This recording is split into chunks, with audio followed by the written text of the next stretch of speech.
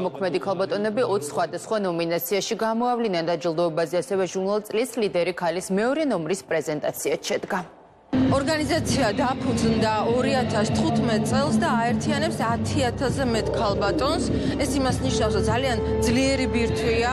ეს ქალბატონები მეწარმეები, ბიზნესმენები, აღმოჩნდა რომ ყველა ნიჭიერია, ყველა მღერის, ყველა რაღაცა საოცრება ნიჭით არის დაჯილდოებული. რაც თავარია, გვაქვს უკვე ჩვენი ჟურნალი, ანუ ლიდერ ქალთა ჟურნალი, სადაც ესე ერთგვარი მემატიანია მათთვის და რაც უფრო მეტი ძლიერი ქალბატონი ეყოლება საქართველოს, მით უფრო ძლიერი იქნება ქვეყანა. ლიდერ ქალთა ორგანიზაციამ დღეს გამართა რიგით მეხუთე ღონისძიება.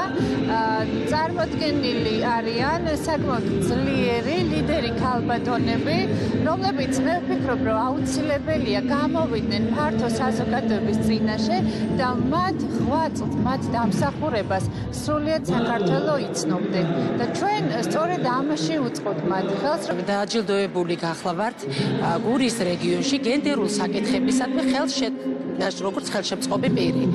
ეს საზოგადოება ძალიან მნიშვნელოვანი საზოგადოება, რომელიც საშუალებას აძლევს ქალბატონებს, იყვნენ წარმატებულები, იყვნენ საზოგადოებისთვის ცნობილები და აქ ძალიან ბევრი საინტერესო ღონისძიება იგეგმება. მარჯანიშვილის თეატრის დიდ სცენაზე მიშა გომიაშვილის ხსოვნისადმი მიძღვნილი